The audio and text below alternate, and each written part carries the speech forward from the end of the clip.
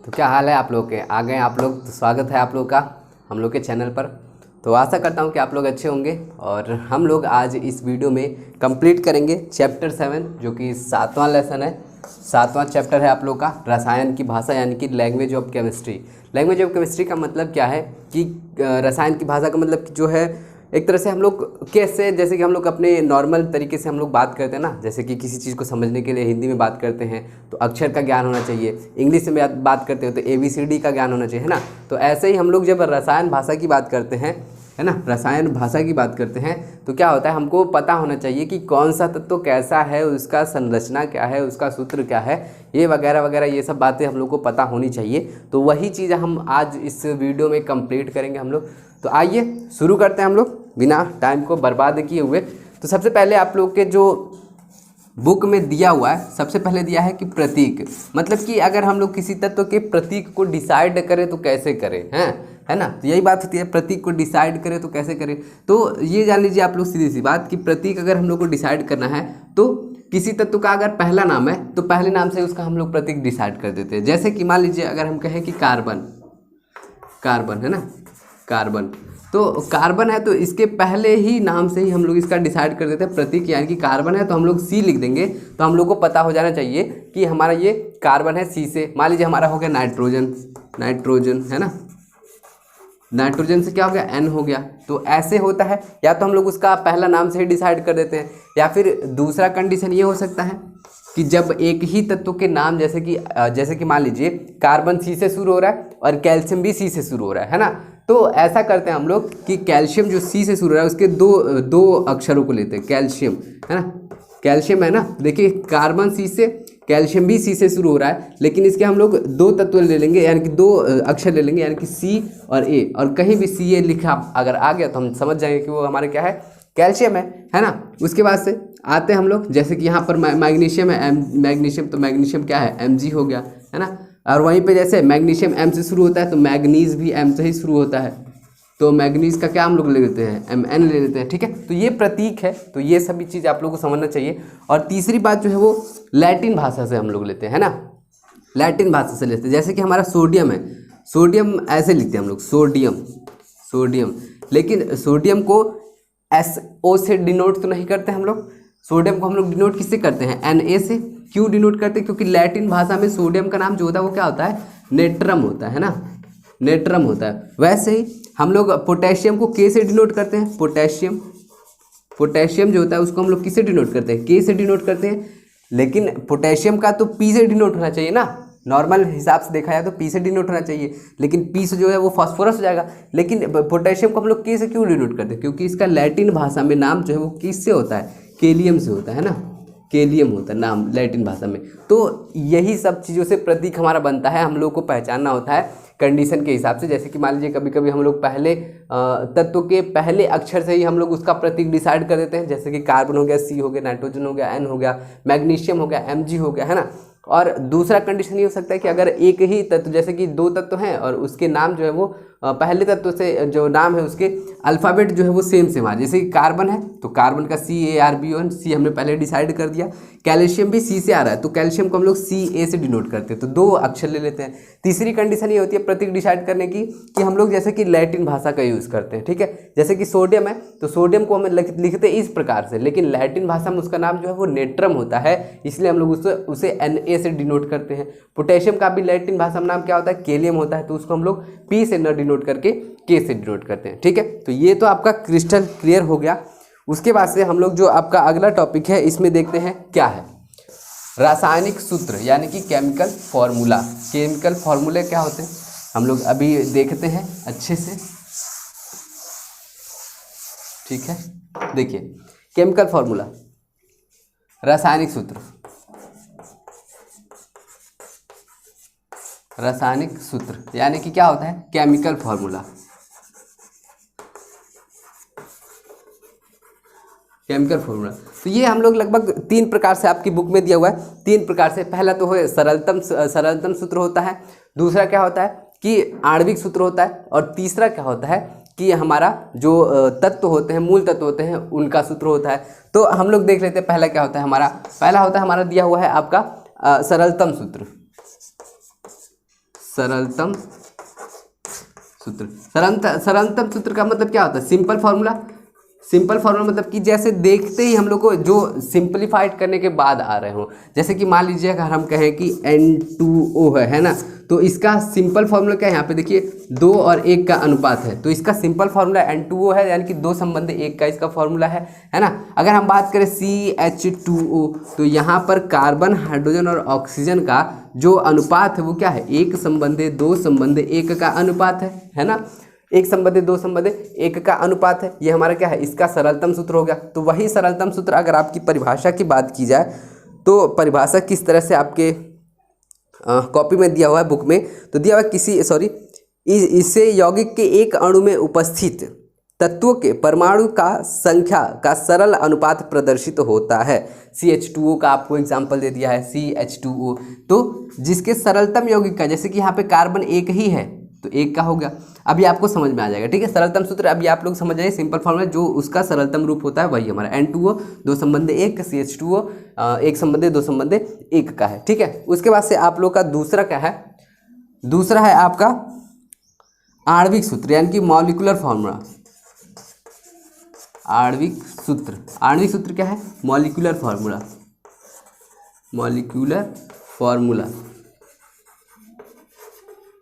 Molecular formula मतलब कि इसमें मॉलिक्यूल का फॉर्मूला देखा जाता है। एक तरह से हम बात करें, जैसे कि मान लीजिए C6H12O6, ये हमारा क्या है? ग्लूकोज है।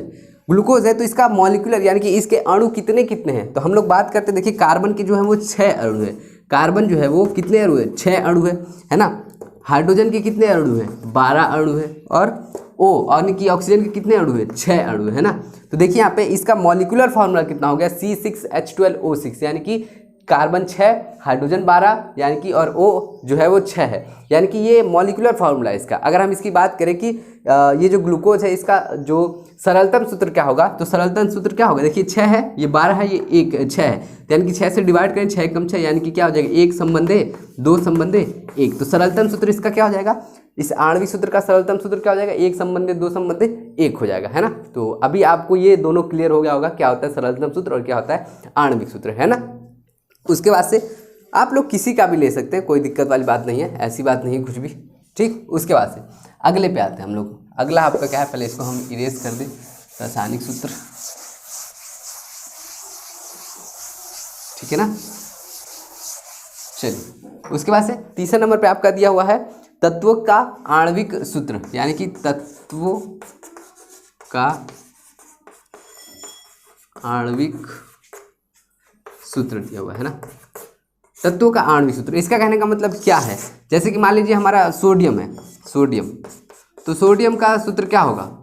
Na होगा, अभी हमने बताया। नेट्रम, पोटेशियम हो गया, पोटेशियम, पोटेशियम का सूत्र क्या होगा? तो पोटेशियम है तो यानी कि K होगा, केलियम होगा। कार्बन हो गया तो कार्बन का सूत्र क्या है? C हो गया। तो ये हमारा होता है तत्वों का आणविक सूत्र, यानी कि कोई भी तत्व है हमारा, उसका जो आणविक सूत्र है, मतलब कि उसको किससे मान लीजिए प्रतीक ही सीधे सीधे, नाइट्रोजन है तो नाइट्रोजन को N से डिनोट करते हैं, कोबाल्ट है CO, फेरस है तो Fe, तो यही सब है इसी चीज़ में। तत्वों का आणविक सूत्र जो है वो क्या होता है? जो उसका प्रतीक है वही उसका आणविक सूत्र है ना। उसके बाद से देखते हैं हमारा क्या दिया हुआ है, यौगिक का आणविक सूत्र। ये इंपॉर्टेंट है आपके लिए, ठीक है। जो अभी हम करने वाले हैं ये इंपॉर्टेंट है। वाह, डस्टर से अच्छा कपड़े से ही मिट रहा है, कपड़े से ही मिटाया जाए, है ना। देखिए यहाँ पे बोल रहा है यौगिक का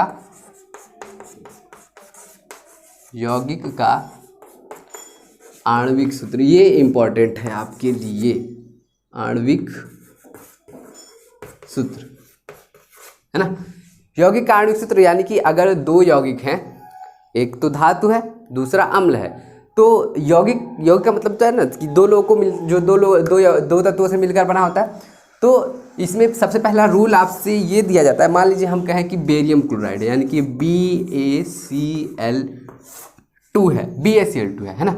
तो इसमें सबसे पहला रूल ये कहा गया था कि जो भी धातु होंगे, जो हमारे धातु तत्व होंगे वो कौन सी साइड होंगे? बाईं साइड होंगे, है ना। जो धातु होंगे वो कौन सी साइड होंगे? बाईं तरफ होंगे।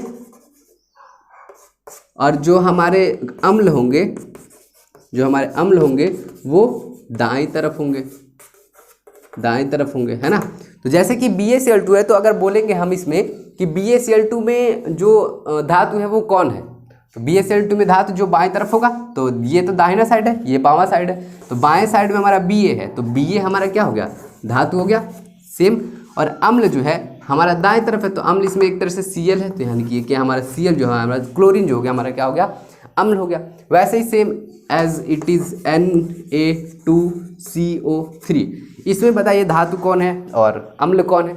तो हम लोग बता सकते हैं कि जो धातु है वो क्या है, Na2 है, क्योंकि ये बाईं तरफ है। तो ये देखिए रूल यही है, पहला रूल यही है कि जो धातु होते हैं वो बाईं तरफ होते हैं और जो अम्ल होते हैं वो क्या होते हैं, दाईं तरफ होते हैं। तो बाईं तरफ कौन है, Na, यानी कि Na क्या है, हमारा एक धातु है, और CO3 हमारा क्या है, अम्ल है। तो ये भी आपको क्लियर हुआ होगा। यही चीज़ आपके बुक में दी हुई है, धात्विक मूलक बाईं तरफ होते हैं और धात्विक मूलक बाईं तरफ होते हैं, और जो अम्ल होते हैं वो जो कि कौन साइड होते हैं, दाएं तरफ होते हैं। तो इन प्रतीकों अथवा मूलक पर उनकी संयोजकता लिखते हैं, ठीक है। इसको भी देख लीजिए आराम से इजी तरीके से। कहने का मतलब ये है कि इस पे संयोजकता होती है। दूसरा क्या है, संयोजकता, संयोजकता होती है, मतलब कि इन्हीं पे इसकी संयोजकता होती है। अगर आपसे एग्जाम में पूछ दे इसकी संयोजकता क्या होगी, Ba की संयोजकता क्या होगी, तो मैं देख के बताऊंगा सीधे 2 होगी। क्लोरीन की संयोजकता क्या होगी, सीधे हम बताएंगे 1 होगी। हम यहाँ पे कहें यहाँ पे कि यहाँ पर सोडियम है, उसकी संयोजकता कितनी होगी, 3 होगी, और कोबाल्ट की कितनी होगी, 2 होगी। तो कैसे बता दिए हम लोग, तो यहाँ से ऐसे बता दिए, क्योंकि जो संयोजकता होती है वो उसी पर ही होती है, इसी पर संयोजकता होती है। जैसे कि ये BaCl2 है ना, BaCl2 है ना, तो जो क्लोरीन की संयोजकता होगी वो Ba के पास होगी, और जो Ba की संयोजकता होगी यानी कि बेरियम की जो संयोजकता होगी वो क्लोरीन के पास होगी।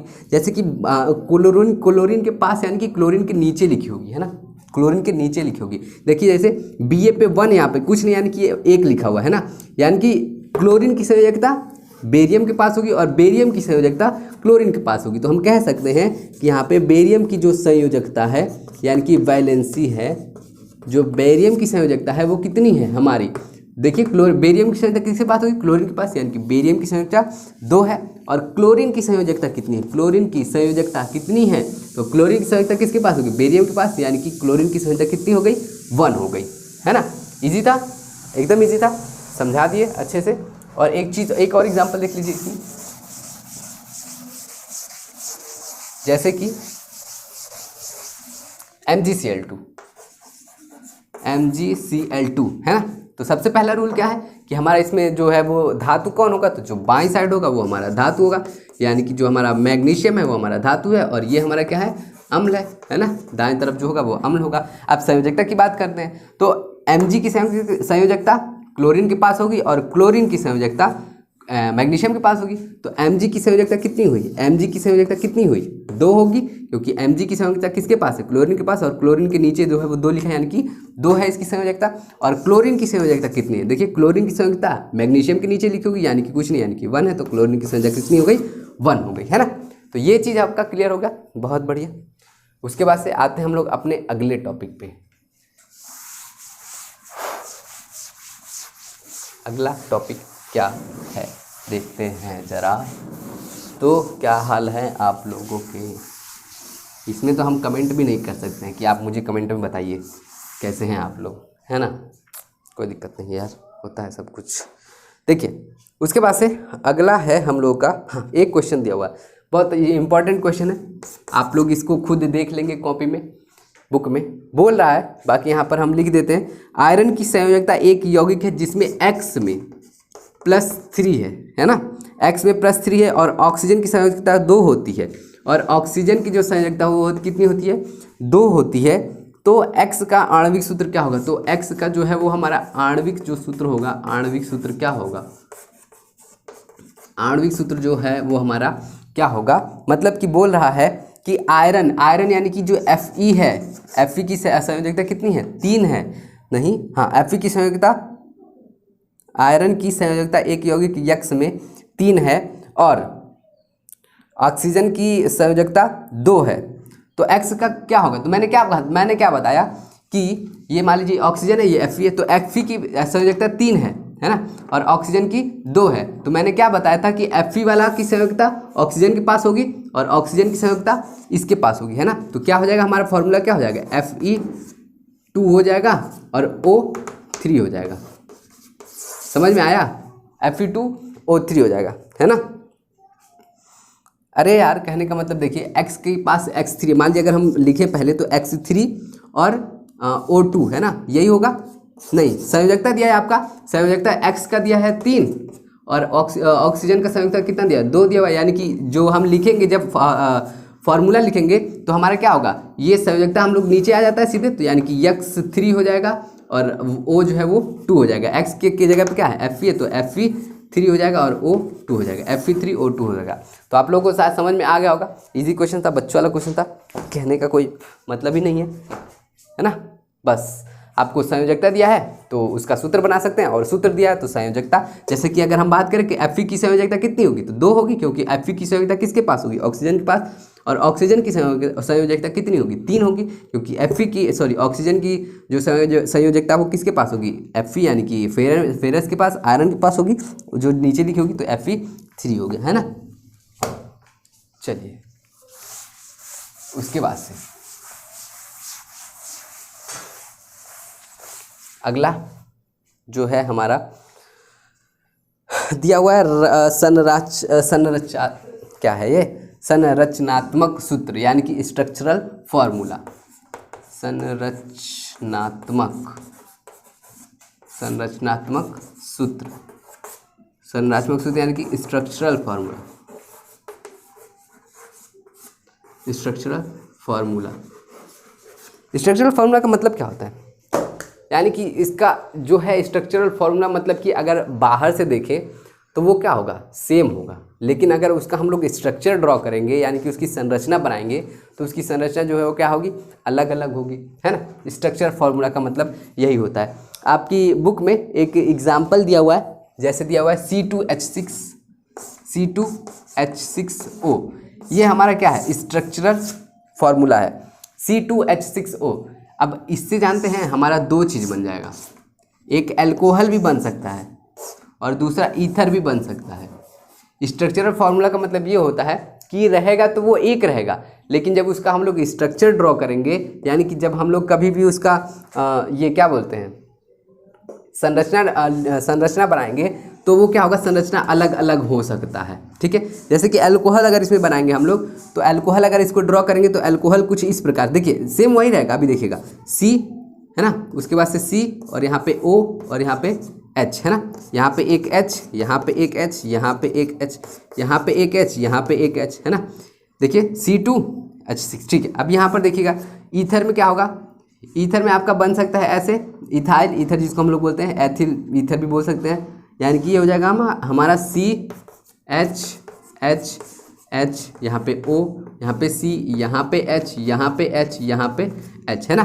देखिए स्ट्रक्चरल फार्मूला सेम है, लेकिन मॉलिक्यूलर फार्मूला अलग हो जाएगा, यानी कि जो स्ट्रक्चर जो है वो अलग अलग हो जाएगा, लेकिन जो हमारा स्ट्रक्चरल सूत्र है, यानी कि जो स्ट्रक्चरल फार्मूला है, संरचनात्मक सूत्र है, वो एक ही है, लेकिन इसका हम लोग जब स्ट्रक्चर बनाएंगे तो ये अलग अलग हो जाते हैं, अलग अलग हो सकते हैं। देखिए यहाँ पे कार्बन 2 है, बिल्कुल कार्बन 2 है, बिल्कुल 2 कार्बन है ना, कार्बन 2 है यहाँ पे, 1 2 3 4 5, 1 2 3 4 5 6, यहाँ पे देखिए H6 है, बिल्कुल हाइड्रोजन भी 6 है, ऑक्सीजन एक ही है। सेम यहाँ पर भी देखिए सेम है, ये कार्बन 2 कार्बन C2H6 और यहाँ पे 1 ऑक्सीजन, है ना। देखिए कार्बन 2 ही है, यहाँ पर भी हाइड्रोजन भी 6 ही है, ऑक्सीजन भी 1 ही है, यहाँ पर भी सेम वही है, बस क्या है, संरचना अलग अलग है, संरचना अलग अलग है, वही हमारा क्या होगा, संरचनात्मक सूत्र होगा। एक बार देख लेते हैं कि जरा आप में दिया क्या है, वह सूत्र जो किसी यौगिक के अणु में उपस्थित विभिन्न परमाणु की संख्या एवं उनके एक दूसरे से जुड़ने की व्यवस्था को प्रदर्शित करते हैं, संरचनात्मक सूत्र कहलाते हैं। मतलब कि कहने का मतलब वही है कि सूत्र मतलब कि जो है ये एकदम समान रहेंगे, मात्रा उनकी समान रहेगी, बस ये जो जब जुड़ेंगे, ये ऑक्सीजन हाइड्रोजन कार्बन हाइड्रोजन ये सब जुड़ेंगे तो आपस में इधर उधर होके जुड़ सकते हैं, ठीक है। बस इसमें यही बात कही गई है, इनमें समान तत्वों की संख्या तत्वों की समान संख्या द्वारा निर्मित यौगिक एक दूसरे के पृथक पहचान की जा सकती है। उदाहरण के लिए एथिल अल्कोहल, ये क्या है हमारा एथिल अल्कोहल, मेथिल एथिल या फिर इथाइल अल्कोहल बोल सकते हैं। और ये हमारा क्या है डाई मेथिल ईथर, यानी कि 1 2 डाई मिथाइल ईथर, इसको बोलते हैं ROR हो सकता है। ठीक है, तो ये भी आपको पता चल गया कि क्या होता है हमारा संरचनात्मक सूत्र होता है। संरचनात्मक सूत्र एक ही होगा लेकिन उसके स्ट्रक्चर जो है वो क्या होंगे अलग अलग होंगे, बस आपको इतना याद रखना है। ठीक है, मतलब कि उनका जो ये तत्व है वो अलग अलग जुड़ सकते हैं, फॉर्मूला एक ही होगा लेकिन इसके जो सूत्र हैं वो अलग अलग संरचनात्मक यानी कि जो इनकी जो स्ट्रक्चर जो ड्रॉ करेंगे वो क्या होंगे हमारे अलग अलग होंगे, लेकिन जो सूत्र होगा वो क्या होगा दोनों का सेम होगा। अभी क्लियर हो गया होगा मैंने जो बोला कि सूत्र जो है वो अलग अलग होंगे लेकिन उनके जो फॉर्मूला होंगे, जो उनका स्ट्रक्चरल फॉर्मूला होगा वो सेम होगा, है ना। यानी कि जो उसमें कार्बन हाइड्रोजन ऑक्सीजन मिले हैं वो क्या होंगे सेम अनुपात में होंगे, है ना। समझ में आ गया, बोलो यार। हाँ बिल्कुल, अभी कुछ मुझे भी सुनाई दिया, बोले हो दिल में बोले हो तुम लोग, सही बात। अब देखिए ये तो इम्पोर्टेंट था, उसके बाद से अब एक और चीज़ के बारे में आते हैं इम्पोर्टेंट, जो क्या है यौगिक का प्रतिशत संगठन। यौगिक का प्रतिशत संगठन,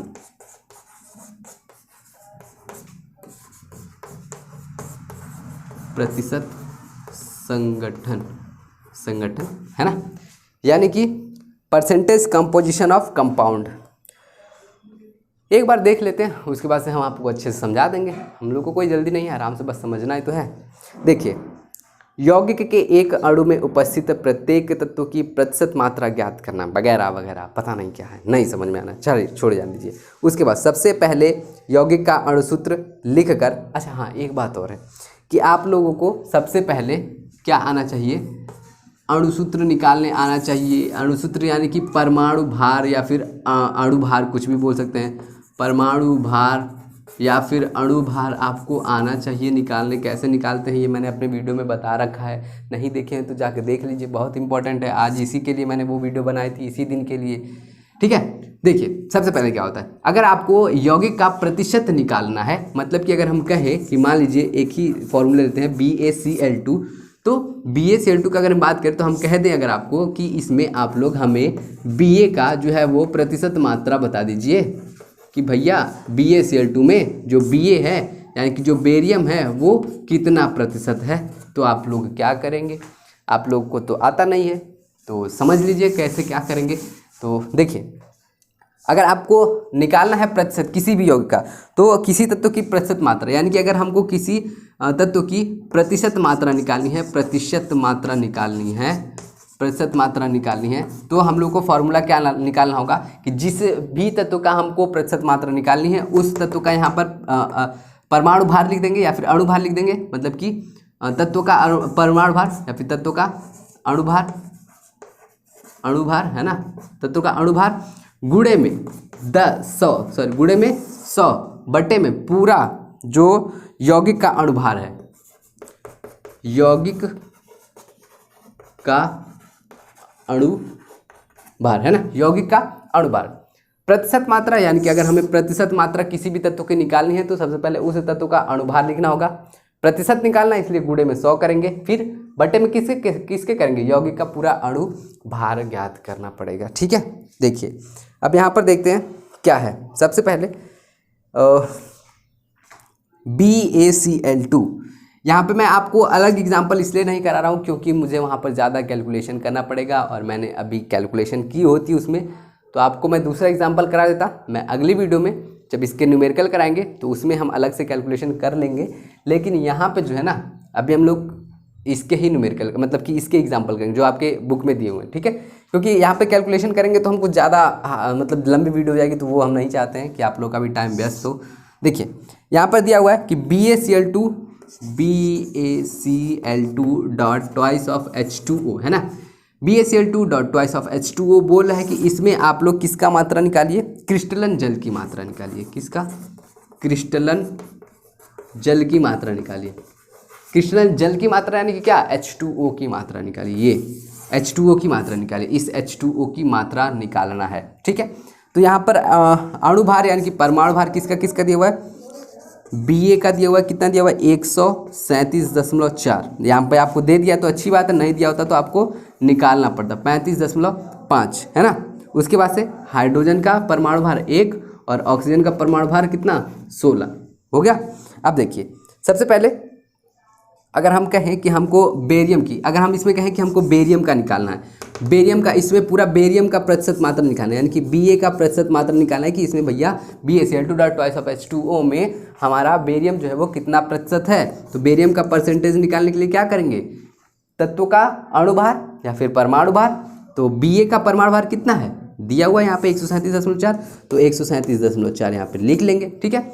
गुणे करके 100, तो गुणे करके यहाँ पे हम लोग 100 भी कर लेंगे, बटे करके यौगिक का अणुभार, यौगिक का अणुभार यानी कि ये पूरे का अणुभार, ये पूरे तत्वों का अणुभार, तो पूरे तत्वों का अणुभार कैलकुलेट करना पड़ेगा आपको, और कैलकुलेट करके निकालेंगे जब तो कितना आएगा 244.4 आएगा, है ना, 244.4 आएगा Ba का प्रतिशत मात्रा निकालने के लिए। तो Ba का प्रतिशत निकालने के लिए कि Ba का सबसे पहले परमाणु भार गुणे में 100 करेंगे, फिर इस पूरे तत्व का अणुभार, अणुभार निकालते कैसे है, Ba है तो Ba का जितना परमाणु क्रमांक होगा उसका डबल कर देंगे, क्लोरीन का जितना परमाणु क्रमांक होगा उसका डबल कर देंगे, परमाणु भार निकल जाएगा। जब क्लोरीन 17 है तो 17 का डबल क्या होगा, 17 दूनी 34, और जो विषम संख्या होती है उसमें 1 प्लस कर देते हैं 35, है ना, तो 35 भी सही से।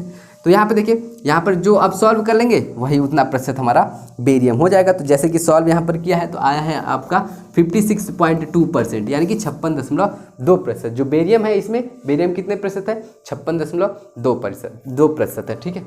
अभी दिखेगा यहाँ पे, हाँ चलिए, नहीं इसको मिटाना ही पड़ेगा।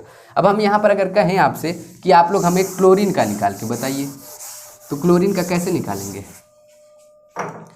अगर हम आपसे कहें कि इस BaCl2 में क्लोरीन का निकालिए, क्लोरीन की प्रतिशत मात्रा निकालिए, तो क्लोरीन की प्रतिशत मात्रा निकालने के लिए क्या करेंगे, सबसे पहले क्लोरीन का अणुभार, तो क्लोरीन का अणुभार कितना दे, यहाँ पे लिखा हुआ था 35.5 होता है क्लोरीन का अणुभार, तो 35.5 गुणे में 100 कर देंगे, बटे में यौगिक का अणुभार, तो इस पूरे यौगिक का अणुभार कितना था 244.4 था, है ना। तो यानी कि क्लोरीन का प्रतिशत मात्रा जब इसको हम लोग कैलकुलेट करेंगे तो हमारा कितना आ जाएगा 29.1% आ जाएगा, 29.1%। अच्छा ठीक है, लेकिन यहाँ पे एक चीज़ गलती हो रही है। क्या चीज़ गलती हो रही है, कोई बताएगा, जो हम बताते हैं अभी आपको।